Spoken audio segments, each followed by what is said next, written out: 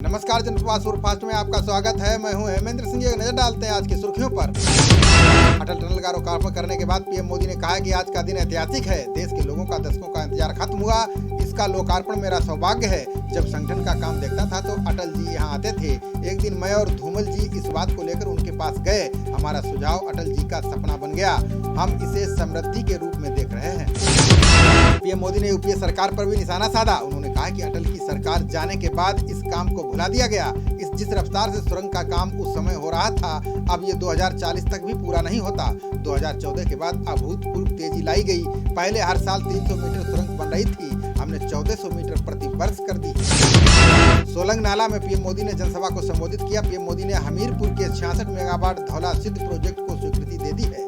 इससे युवाओं को रोजगार के अवसर मिलेंगे। पीएम ने पिछली सरकारों पर निशाना साधते हुए कहा कि बिचौलियों को बढ़ावा देने वालों ने देश के किसानों की क्या स्थिति कर दी थी, ये सभी जानते हैं।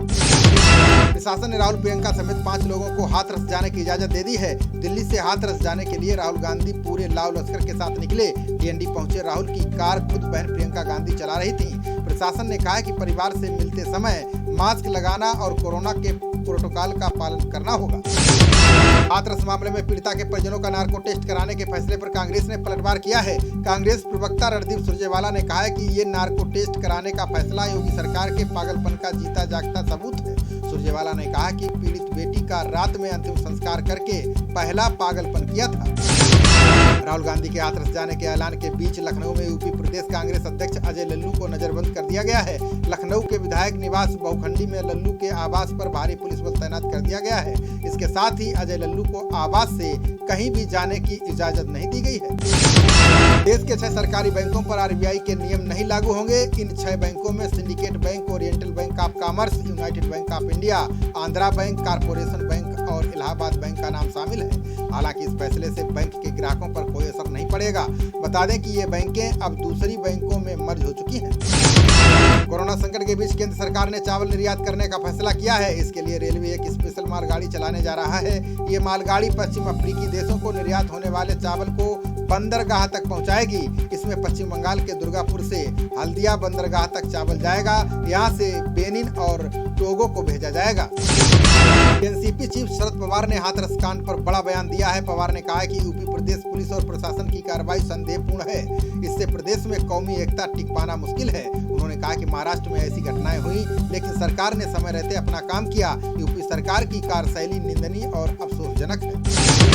बिहार चुनाव से पहले सुरक्षा बलों ने नक्सलियों के खिलाफ विशेष अभियान शुरू किया है। इसी कड़ी में 3 नक्सली गिरफ्तार किए गए हैं। पुलिस और एसएसबी की साझा टीम ने हवेली खड़गपुर से शिवशंकर चौड़ा, जेठू कोड़ा और दलीप किस्कू को गिरफ्तार किया है। इन पर 4 पोकलेन और 1 मोटरसाइकिल जलाने का मामला पहले से ही दर्ज है। केंद्रीय मंत्री स्मृति ईरानी ने हाथरस मामले में बयान दिया है। ईरानी ने कहा है कि सीएम योगी के राज में परिवार को न्याय जरूर मिलेगा। हालांकि ईरानी का ये बयान तब आया है जब कई दिनों से स्मृति ईरानी की चुप्पी पर सोशल मीडिया में सवाल उठ रहे थे। यूपी के हाथरस केस को लेकर भारतीय जनता पार्टी के नेता विनय कटियार ने बड़ा बयान दिया है। विनय कटियार का कहना है कि हाथरस के बारे में बेकार की बातें की जा रही हैं। लड़की के रीढ़ की हड्डी में चोट लगी थी, जिसके कारण उसकी जान गई है। कटियार ने कहा कि प्रदेश में हालत बिल्कुल ठीक है। उन्होंने कहा कि योगी के राज में कहीं कोई गड़बड़ी नहीं हो सकती। बिहार चुनाव से पहले उपेंद्र कुशवाहा को एक और झटका लगा है। अब उपेंद्र कुशवाहा के साथ गठबंधन करने वाली बसपा के प्रदेश अध्यक्ष ने इस्तीफा दे दिया है। साथ ही बसपा के बिहार अध्यक्ष भरत बिंदु आरजेडी में शामिल हो गए हैं। वहीं आरजेडी नेता तेजस्वी यादव ने भरत बिंदु को पार्टी की सदस्यता दिलाई है। कोरोना संक्रमण के शिकार अमेरिकी राष्ट्रपति ट्रंप को उत्तर कोरियाई नेता किम जोंग उन ने संदेश भेजा है। किम ने कोरोना से पीड़ित ट्रंप और उनकी पत्नी मेलानिया के शीघ्र स्वस्थ होने की कामना की है। कोरियाई नेता किम जोंग उन ने कहा है कि उन्हें उम्मीद है कि ट्रंप दंपत्ति बहुत जल्द ही कोरोना संक्रमण से ठीक हो जाएंगे। निर्वाचन आयोग ने बिहार चुनाव से पहले राज्य के 27 नेताओं पर शिकंजा कस दिया है। इन नेताओं के बिहार में चुनाव लड़ने पर प्रतिबंध लगा है। ये सभी 27 नेता 3 वर्ष तक चुनाव नहीं लड़ सकते। इसमें बबीता देवी, ताराकांत झा, संजीत चौरसिया, जितेंद्र पासवान, अशोक झा और रघुनाथ प्रसाद सिंह सहित अन्य नेता शामिल हैं। यूपीएससी की सिविल सेवा प्री परीक्षा के लिए दिल्ली हाईकोर्ट ने केजरीवाल सरकार को निर्देश दिया है। हाईकोर्ट ने कहा है कि दिल्ली के मुख्य सचिव और पुलिस आयुक्त को सुनिश्चित कराना होगा कि परीक्षार्थियों को परीक्षा केंद्र पर पहुंचने में कोई परेशानी नहीं होनी चाहिए। इसके लिए सरकार और पुलिस अपनी पूरी तैयारी करे। बॉलीवुड के हास्य अभिनेता राजपाल यादव ने ड्रग्स और यूपी की फिल्म सिटी पर बड़ा बयान दिया है। राजपाल ने कहा है कि बॉलीवुड ही नहीं पूरी दुनिया से ड्रग्स का नामो निशान मिटा देना चाहिए। इसके अलावा योगी सरकार से फिल्म सिटी को पीलीभीत में बनाने की अपील की। राजपाल ने कहा है कि फिल्म सिटी के लिए जल, जंगल और जमीन बहुत है। यूपी के डीजीपी हितेंद्र चंद्र अवस्थी और योगी सरकार के अपर प्रमुख सचिव अवनीश अवस्थी हाथरस पहुंचे। दोनों अधिकारियों ने परिवार से उनके घर पर ही मुलाकात की। बताया जा रहा है कि परिवार ने डीएम पर धमकाने का आरोप लगाया है, जबकि पुलिस पर मारपीट कर घर में कैद करने सहित कई गंभीर आरोप लगाए गए हैं। ये अधिकारी सीएम योगी को रिपोर्ट सौंपेंगे, जिससे आरोपियों पर कार्रवाई हो सके। बिहार चुनाव में सीट बंटवारे पर बीजेपी प्रदेश अध्यक्ष संजय जायसवाल ने चिराग पासवान पर बड़ा हमला किया है। जायसवाल ने कहा है कि चिराग पासवान की जगह रामविलास पासवान होते तो चुनाव में सीट बंटवारे पर ये हालात नहीं होते। जायसवाल ने कहा है कि रामविलास स्वस्थ नहीं है, वो अस्पताल में भर्ती हैं, इसलिए ये संकट पैदा हुआ है। छत्तीसगढ़ सरकार ने रामलीला से जुड़े आयोजनों के लिए गाइडलाइन जारी की है। सीएम भूपेश बघेल ने कहा है कि कोरोना काल में रामलीला का आयोजन होगा, लेकिन इसमें 50 लोगों को ही शामिल होने की इजाजत होगी। रामलीला में रावण के पुतले का दहन भी होगा। इसकी ऊंचाई 10 फीट से ज्यादा नहीं होगी। केंद्रीय मंत्री स्मृति ईरानी एक दिवसीय दौरे पर वाराणसी पहुंची हैं। वो यहाँ के सर्किट हाउस में रुकी हुई थी, तभी सपा की दर्जनों महिला नेत्री अपने हाथों में चूड़ियां लेकर पहुंच गयी। वहाँ स्मृति ईरानी को चूड़ियां दिखाते हुए हाथरस मामले में नारेबाजी करने लगी। वहीं ईरानी ने बाहर निकलकर सपा नेत्रियों से बात की और समझा बुझाकर वापस भेज दिया। देश की प्रसिद्ध सामाजिक कार्यकर्ता पुष्पा भावे का मुंबई में निधन हो गया है। 81 वर्षीय पुष्पा ने लंबी बीमारी के बाद अंतिम सांस ली। इस मौके पर पुष्पा के साथ उनके पति आनंद भावे मौजूद रहे। पुष्पा भावे बहुआयामी शख्सियत, शिक्षाविद और बुद्धिजीवी के तौर पर अपने पूरे जीवन आम नागरिकों के अधिकारों के लिए संघर्ष करती रही। उद्योग मंत्री पीयूष गोयल ने कहा कि सरकार की ओर से दी जाने वाली सब्सिडी से निर्यात नहीं बढ़ेगा। उन्होंने कहा कि गुणवत्ता, प्रौद्योगिकी और उत्पादन के स्तर से भारत 1000 अरब डॉलर के निर्यात लक्ष्य को हासिल कर सकता है। उन्होंने कहा कि निर्यातक और उद्योग साथ मिलकर काम करेंगे, तभी हम लक्ष्य को हासिल कर पाएंगे।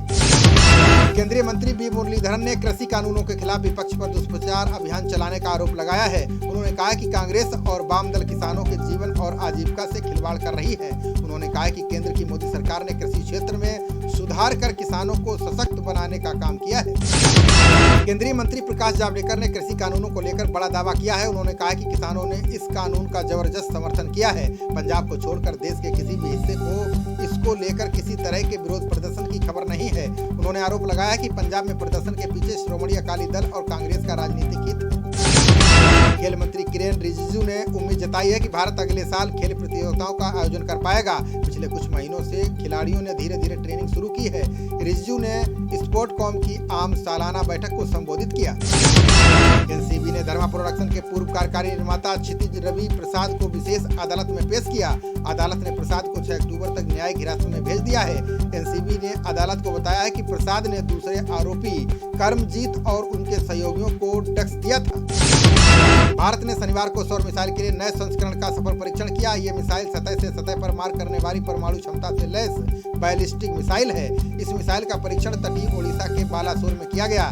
सौर मिसाइल के इस नए संस्करण के जरिए 800 किलोमीटर दूर स्थित लक्ष्य पर भी निशाना लगाया जा सकता है। आरजेडी नेता तेज प्रताप की तबीयत अचानक बिगड़ गई है। उनकी तबीयत पटना में राबड़ी के आवास में बिगड़ी है, जहां एम्बुलेंस के साथ डॉक्टर्स की टीम पहुंच गई। फिलहाल डॉक्टर्स राबड़ी के आवास में ही तेज प्रताप का इलाज कर रहे हैं। दिल्ली के निजी स्कूलों की अगुवाई करने वाले ट्रस्ट ने सुप्रीम कोर्ट में याचिका दायर की है। इसमें निजी स्कूलों ने सुप्रीम कोर्ट में कहा है कि आर्थिक रूप से कमजोर और वंचित समाज के छात्रों की बकाया फीस दिल्ली सरकार को भरना चाहिए। इसलिए सुप्रीम कोर्ट दिल्ली सरकार को आदेश दे कि इन छात्रों की फीस दिल्ली सरकार जमा करे।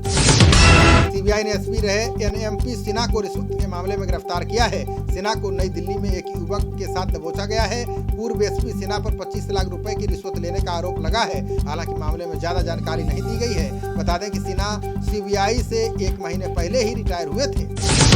यूपी के हाथरस मामले में सुप्रीम कोर्ट में दूसरी जनहित याचिका दायर की गई है। इस याचिका को सुषमा मौर्य ने दाखिल किया है। सुषमा ने मांग की है कि पीड़िता के मामले में लीपापोती लोगों को गुमराह करने और जबरन अंतिम संस्कार करने के दोषी अधिकारियों पर कार्रवाई की जाए, ताकि अधिकारी भविष्य में ऐसी हरकतें न कर सकें। वाराणसी के जिला कोर्ट में काशी विश्वनाथ मंदिर और ज्ञान वापी मस्जिद मामले में सुनवाई टल गई है। अब जिला कोर्ट इस मामले में 6 अक्टूबर को सुनवाई करेगा। बताया जा रहा है कि वाराणसी के जिला जज 3 अक्टूबर को अवकाश पर चले गए हैं, इसलिए आज होने वाली सुनवाई को टाल दिया गया है। सरहदों की रक्षा के साथ आईटीबीपी के जवान अब समाज सेवा के मोर्चे पर भी कमान संभालेंगे, इसलिए आईटीबीपी की विंग ने जवानों के लिए समाज सेवा के विभिन्न प्रकल्प तैयार किए हैं। इसका मकसद है कि जवान अपनी सामाजिक जिम्मेवारी को भी समझें, लोगों के साथ जुड़कर समाज सेवा के विभिन्न कार्यों को अंजाम दें। केंद्र सरकार का राजकोषीय घाटा चालू वित्त वर्ष में उसके तय अनुमान से कहीं आगे निकल सकता है। राज्यों और केंद्र का कुल राजकोषीय घाटा 13% को छू सकता है। एसबीआई रिसर्च रिपोर्ट के अनुसार इस साल बाजार मूल्य पर आधारित जीडीपी 2018-19 के स्तर से नीचे रहने का अनुमान है। अमेरिका के लंबी दूरी के समुद्री गश्ती विमान ने अंडमान और निकोबार द्वीप से ईंधन भरना शुरू कर दिया है। अमेरिकी विमान 25 सितंबर को रसद और ईंधन भरने के लिए कुछ घंटों के लिए पोर्ट ब्लेयर में उतरा। ये अमेरिकी विमान दुश्मन की पनडुब्बियों और युद्धपोतों को निशाना बनाने के लिए रडार और मिसाइल से लैस है। इस समझौते से अमेरिका और भारत के रक्षा क्षेत्र में और मजबूती आएगी। शिवसेना सांसद प्रियंका चतुर्वेदी ने कंगना रनौत पर हमला बोला है। प्रियंका ने कहा है कि सुशांत मामले में कंगना मुंबई पुलिस को खरी खोटी सुना रही थी। इसके साथ ही महाराष्ट्र सीएम ठाकरे पर टिप्पणी कर रही थी। अब हाथरस कांड में कंगना रनौत के मुंह में दही जम गया। बॉलीवुड अभिनेता सुशांत सिंह राजपूत मामले में एम्स ने बड़ा खुलासा किया है। एम्स ने सुशांत की फोरेंसिक जांच रिपोर्ट जारी की है। इसमें एम्स ने कहा है कि सुशांत की जान नहीं ली गई है, इसमें जान लेने के कोई प्रमाण नहीं मिले हैं। फोरेंसिक जांच में खुद ही सुशांत ने अपनी जान दी है। लद्दाख की गलवान घाटी में शहीद हुए भारतीय सेना के 20 जवानों के नाम युद्ध स्मारक पर अंकित किए गए। सेना ने शहीद योद्धाओं के लिए ये स्मारक बनवाया है। अधिकारियों ने इसकी जानकारी दी है। बता दें कि पीएलए के जवानों ने सीमा पर घुसपैठ की कोशिश की थी, जिससे बहादुर जवानों ने अपनी जान की बाजी लगाकर विफल कर दिया था। कांग्रेस ने असम में ब्रह्मपुत्र नदी पर 2 पुलों के निर्माण के लिए प्रदर्शन किया। केंद्रीय मंत्री नितिन गडकरी ने 4 साल पहले इन पुलों की आधारशिला रखी थी। रिपुन बोरा ने कहा है कि 2 सरकारी पेपर मिलों के पुनरुद्धार की मांग तेज करने के लिए पार्टी 7 अक्टूबर को इसी तरह का विरोध प्रदर्शन करेगी। ये मिल 2016 से बंद पड़े हुए हैं। श्रम मंत्री संतोष गंगवार ने कृषि बजट को लेकर बड़ा दावा किया है। उन्होंने कहा कि 2009-10 में यूपीए शासन के दौरान 12,000 करोड़ रुपए कृषि बजट था। अब ये 11 गुना बढ़कर 1.34 लाख करोड़ रुपए हो गया है। ये किसानों के कल्याण के लिए प्रधानमंत्री नरेंद्र मोदी की प्रतिबद्धता को दर्शाता है। सीएम योगी ने शनिवार को अधिकारियों को निर्देश जारी किया है। उन्होंने कहा कि कोरोना संक्रमण के मद्देनजर वाराणसी, प्रयागराज, गोरखपुर और मेरठ को विशेष निगरानी सूची में रखा जाए। इन जिलों में स्वास्थ्य व्यवस्थाओं को बेहतर किया जाए। दिल्ली की वायु गुणवत्ता मध्यम श्रेणी में पहुंच गई है। रविवार को ये खराब श्रेणी में जा सकती है। इसका कारण तापमान गिरना और हवा की गति कम होना बताया जा रहा है।